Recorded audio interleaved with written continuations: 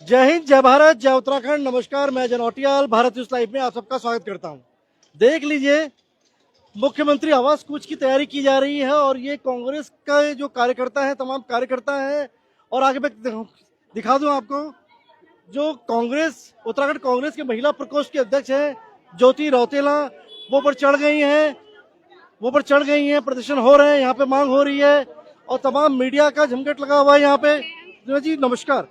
क्यों प्रदर्शन हो रहा है ये बड़ी देर बाद हम देख रहे हैं कि पहाड़ी वर्ग से मैदानी चल रहा था सब, अब देख रहे हैं कि आंदोलन मांगों को लेकर चल रहा है। मांगे क्या है? देखिए, कांग्रेस पार्टी कभी भी समाज का विभाजन करके अपनी राजनीति नहीं करती। ये काम भारतीय जनता पार्टी का है और असल मुद्दों से ध्यान भटकाने के लिए भारतीय जनता पार्टी पहाड़ी और मैदानी का जो खेल है वो रचने का कार्य कर रही थी, लेकिन जनता उनके बहकावे में आने वाली नहीं है। ये प्रदर्शन इस बात के लिए है कि आज उत्तराखंड में महिलाओं के प्रति जो अपराध है वो दिन पे दिन बढ़ता चला जा रहा है। एनसीआरबी की डेटा के हिसाब से 9 हिमालयी राज्यों में उत्तराखंड प्रथम स्थान पर है महिलाओं के प्रति अपराध को लेकर के। आपको अंकिता भंडारी प्रकरण याद होगा, जिसने पूरे विश्व में देवभूमि की साख को गिराने का कार्य किया था। अंकिता की मां हर दिन वीडियो जारी करके उस वीआईपी का नाम उजागर कर रही है, पर सरकार अपने कानों में रुई डाल के बैठी हुई है, कुंभकर्ण की नींद सो रही है। और मोदी जी को के लिए भी ये प्रोटेस्ट है। हमारा मना करती है सीबीआई जांच से। एग्जैक्टली क्यों? कोर्ट ने एक बात ऑब्जर्व करी कि जो सरकार है, सरकार ने अपने पक्ष को मजबूती से नहीं रखा, इस वजह से सीबीआई जांच के लिए कोर्ट ने मना किया। और एक बात मैं आपको बताऊं, अगर स्टेट गवर्नमेंट ये चाहे कि किसी भी मैटर में सीबीआई से जांच हो, और क्योंकि डबल इंजन की सरकार है, वो स्वतः पीएम को और अमित शाह जी को पत्र लिख करके ये निवेदन कर सकते हैं कि प्रदेश हित में हम ये चाहते हैं कि ये जो मुद्दा है, ये जो केस है, इसको सीबीआई जांच करे। राजनीतिक साजिश है ये। अभी क्यों लग रहा है ऐसा? बिल्कुल राजनीतिक साजिश है। एक बेस बताइए क्यों लग रहा है, मैं आपको बताती हूँ। जिस दिन ये हत्याकांड हुआ, उस दिन रातों रात उस रिजॉर्ट को किस विधायक के फोन के माध्यम से तोड़वाने का कार्य किया गया, ये आपको भी पता है, हमें भी पता है। ऐसा कौन वीआईपी था जिसने ये कृत्य किया है? क्योंकि अंकिता की मां हर दिन वीआईपी का नाम ले रही है, लेकिन सरकार इस पे कोई एक्शन नहीं ले रही, क्योंकि अगर सीबीआई जांच होगी तो कहीं ना कहीं धामी सरकार कहीं किसी को मुंह दिखाने लायक नहीं रहेगी। प्रतिमा, जैसा लगता नहीं कि अंकिता भंडारी को लेकर तमाम आंदोलन हुए, तमाम प्रदर्शन हुए, एक लोकसभा चुनाव भी गुजर गया, लेकिन ये मुद्दा कहीं बना ही नहीं। फिर ऐसा क्यों लग रहा है कि इतने समय बाद 2025 मार्च 2025 में खड़े हैं आप, और आज क्या इस मांग को लेकर जनता तो पूछेगी ना? क्या अंकिता भंडारी को लेकर आप मांग जब कर रहे हैं तो विधानसभा के अंदर लड़ाई क्यों नहीं लड़ते हैं?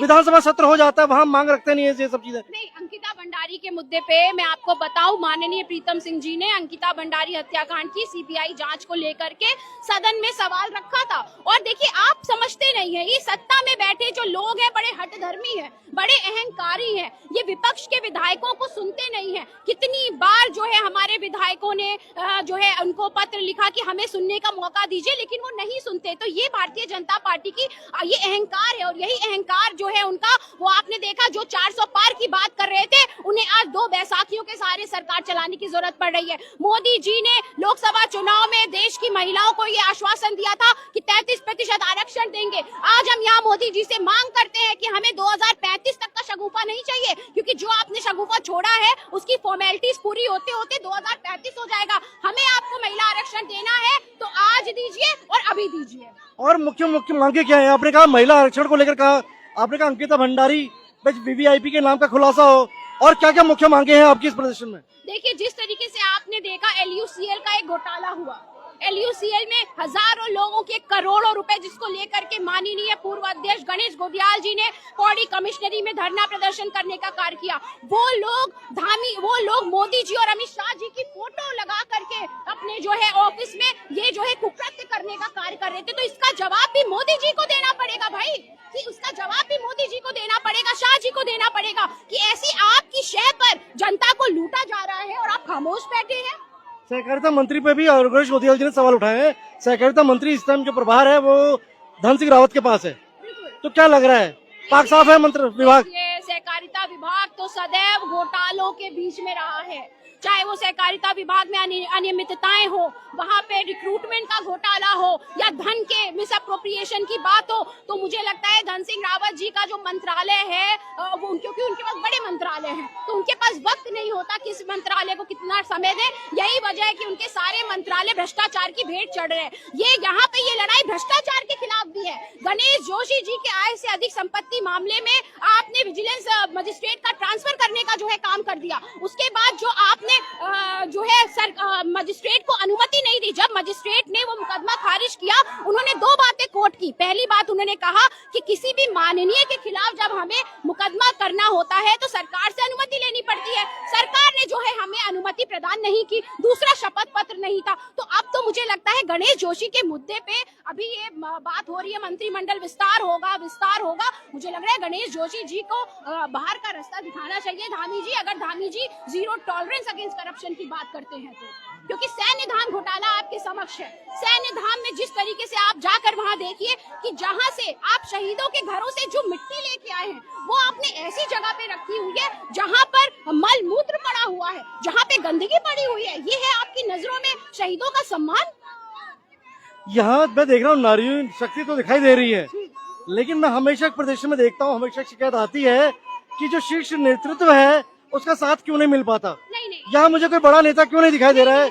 ज्योति रौतेला दिख रही है मुझे, जो नेतृत्व कर रही है इसका, महिला प्रकोष्ठ की है, बाकी प्रकोष्ठ का सोए हुए हैं। नहीं, ये आप समझिए, ये अच्छा किया। मुझे मत समझाइए, ये पार्टी को समझाइए और सरकारें समझ रही है। अच्छा किया आपने ये सवाल पूछा, क्योंकि ये जो आज प्रोटेस्ट है ये महिला कांग्रेस और सिर्फ महिलाओं का प्रोटेस्ट है। तो इसमें स्पेशली दिल्ली से सिर्फ महिलाओं के लिए आदेश आया था, महिला कांग्रेस, ऑल इंडिया महिला कांग्रेस की तरफ से, कि ये प्रोटेस्ट सिर्फ महिलाएं करेंगी, चाहे महिला कांग्रेस करेगी और कांग्रेस की जो महिला नेत्रियां हैं वो करेंगी। इसलिए यहाँ पे आपको बड़े जो चेहरे हैं वो नजर नहीं आ रहे हैं। लेकिन नारी शक्ति की कमान लगी, नारी शक्ति अपनी कमान संभाल रही है, मांग रख रही है। सामने का वो दिखा दीजिए, देखिए सब खड़े हैं। एक बार थोड़ा सा कैमरा सही से थोड़ा आएगा है। ये मुकुट क्यों धारण किया आपने?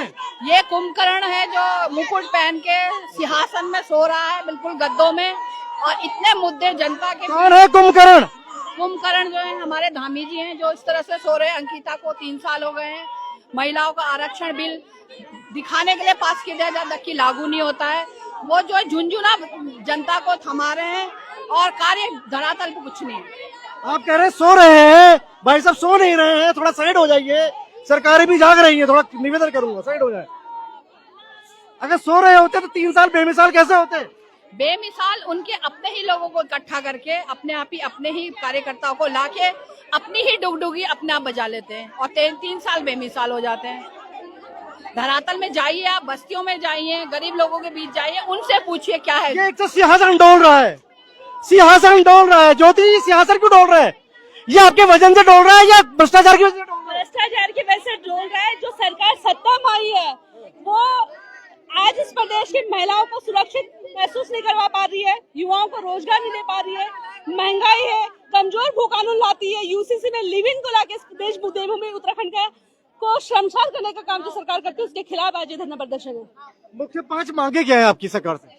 हमारी मुख्य 5 मांगे हैं। इस प्रदेश की महिलाओं को सुरक्षित रखे, अंकिता भंडारी को न्याय देने का काम करे, 2.5 साल हो गए, युवाओं को रोजगार दे, महिला आरक्षण जो मोदी सरकार ने लागू तो पास तो करे लेकिन लागू करने का काम नहीं किया, वो लागू करने का काम करे और इस प्रदेश के लोगों को सुरक्षित महसूस करवाए। सरकार कह रही सख्त भू कानून भी बना दिया, यूसीसी भी है, 3 साल बेमिसाल भी हो गए, और सुप्रीम कोर्ट ने जो वीवीआईपी को लेकर जो कोर्ट में सीबीआई जांच की जो मांग की जा रही थी उसको रिजेक्ट भी कर दिया। देखिए, यही तो विडम्बना है कि इस प्रदेश का जो 3 साल है वो उसमें इस प्रदेश के 3 साल नहीं 5 साल भाजपा की सरकार सत्ता में है और उसने इस प्रदेश के लोगों को बेहाल करा, बेमिसाल। उन्होंने कुछ नहीं करा, अपने वो तारीफें कुछ भी कर ले, लेकिन आज हमारी बेटी अंकिता भंडारी को 2.5 साल में न्याय नहीं मिला।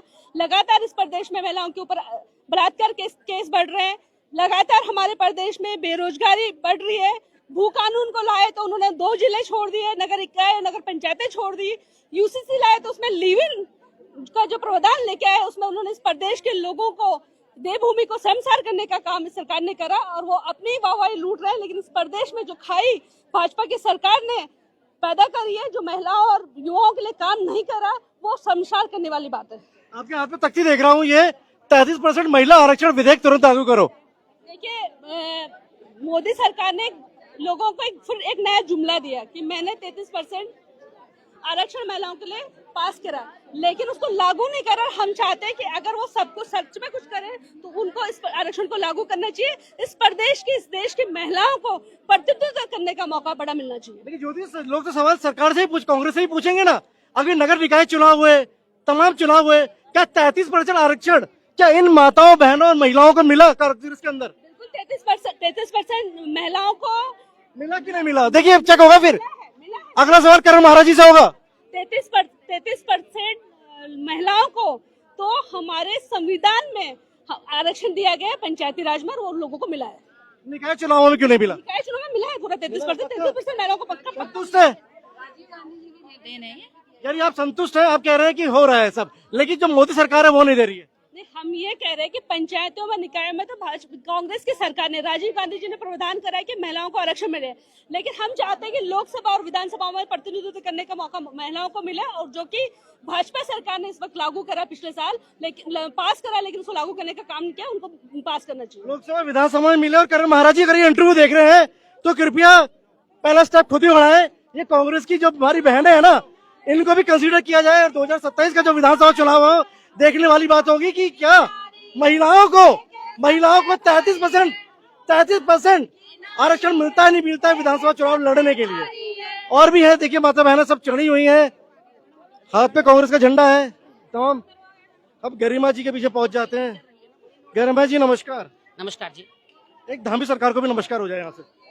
हाँ, धामी जी से कहना चाहती हूँ, आज यहाँ बहुत सुंदर चित्रण आपके प्रदेश की मातृशक्ति ने कुमाऊं और गढ़वाल मंडल से दूरस्थ ग्रामीण इलाकों से आई हुई महिलाओं ने चित्रण किया है। यहाँ कुंभकर्ण की नींद में आपकी सरकार को बताया है, और वाकई असलियत चित्रण किया है, क्योंकि आप वाकई कुंभकर्ण की नींद में हैं। धामी जी को लग रहा है कि चमगादड़ जब उल्टा लटकता है, उसको लगता है उसने धरती पलटा दी। आज उपलब्धियों के नाम पर धामी जी के पास गिनाने के लिए कुछ नहीं है। थूक जिहाद, लव जिहाद, लैंड जिहाद, धर्मांतरण कानून, यूसीसी, इसके अलावा उनके पास कुछ नहीं है। म से मुसलमान, म से मदरसा, म से मस्जिद, म से मजारें, इसके अलावा क्या है उनके पास गिनाने के लिए? बेरोजगार आज नशे की गिरफ्त में हताश और निराश है, किसान आत्महत्या कर रहे हैं। यहाँ मातृशक्ति के साथ जो दुराचार, दुष्कर्म और हिंसा हो रही है, अपराध हो रहे हैं, उसमें आपके नेता संलिप्त पाए जा रहे हैं। भर्ती घोटाले हो रहे हैं तो आपके नेता संलिप्त पाए जा रहे हैं। गालियां पड़ रही हैं उत्तराखंड को तो आपके नेता संलिप्त पाए जा रहे हैं। ऐसे में बड़े चाल चरित्र चेहरे की बात करते हो धामी जी, बड़े बेटी बचाओ बेटी पढ़ाओ का नारा देते हो, लेकिन आज तो बेटियों को आपके नेताओं से बचाने की जरूरत है। आपका सल्ट का मंडल अध्यक्ष, चंपावत का मंडल अध्यक्ष, आपके दुग्ध संघ का अध्यक्ष, आपके हरिद्वार बहादुराबाद का ओबीसी प्रकोष्ठ का सदस्य, आपके रुद्रपुर वार्ड नंबर 8 से भाजपा का पार्षद जिसने होली के दिन दुष्कर्म की चेष्टा करी। तो ऐसे में ये नाबालिग बच्चियों को तक नहीं छोड़ रहे हैं, तो कौन सा चाल चरित्र चेहरा है आपका? आप पूरे नग्न हो चुके हैं, निर्वस्त्र हो चुके हैं, आप पूरी तरह से बेनकाब हो चुके हैं। आज लोगों को पता चल गया है कि इन बड़े बड़े नारों के पीछे खोखली सरकार है। अगर इतनी खोखली सरकार है गरिमा जी, तो 3 साल बेमिसाल का जो ट्रेंड जो कर रहा था सोशल मीडिया में, DIPR ने भेजा, देखा देखिए सोशल मीडिया में सबसे टॉप ट्रेंडिंग में कर रहे धामी। तो जो टॉप ट्रेंडिंग में क्यों रहते हैं मुख्यमंत्री पुष्कर सिंह धामी? अगर इतने ही नाकारा है आपके हिसाब से तो?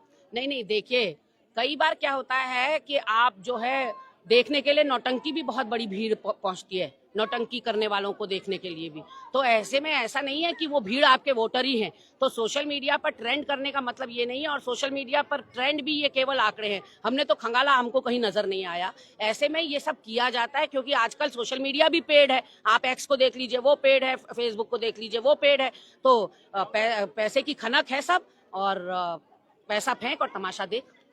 तो आप ये कह रहे हैं कि 33% आरक्षण को लेकर मैं तख्ती देख रहा हूँ हाथों में कि 33% आरक्षण दिया, बहुत सारे मामले हैं। तो मेरा एक सवाल आपसे जरूर रहेगा, ये मेरा सवाल बीजेपी से भी है और कांग्रेस से भी है, हर पार्टी से है। महिलाओं की बात बहुत होती है, आधी आबादी की बात करते हैं और वोट की तरह भी देखते हैं कि भैया आधी 50% वोट तो महिलाओं के ही है, लेकिन जब टिकट देने की बात आती है ना गरिमा जी, तो हम उन्हें 50% भागीदारी नहीं देते हैं। मैं बताती हूँ ना आपको, ये जो 33% भागीदारी पंचायत के चुनाव में आपको दिखाई पड़ रही है, स्वर्गीय राजीव जी की देन है, जो आपको गांव गांव में मातृशक्ति प्रधान के रूप में, प्रमुख के रूप में, जिला पंचायत सदस्य और अध्यक्ष के रूप में दिखाई पड़ रही है। ये राजीव जी की देन है। और कोई भी बदलाव जो है जमीन से जड़ से शुरू होता है। हमने वो बदलाव शुरू कर दिया था, कितने साल पहले राजीव जी ने पंचायतों को आरक्षण दे दिया। ये तो बाद में आने वाली सरकारों का काम है ना, कि नीचे जड़ में जब पानी डाला जा चुका है तो फिर शाखाओं को फलने फूलने का मौका तो अब मोदी और धामी की सरकार ने करना चाहिए था। नारी शक्ति वंदन अधिनियम के नाम पर एक झुंझुना हमारे लटका दिया है। बता नहीं रहे 27 में आएगा, 32 में आएगा, 37 में आएगा, तारीख तो बता दीजिए।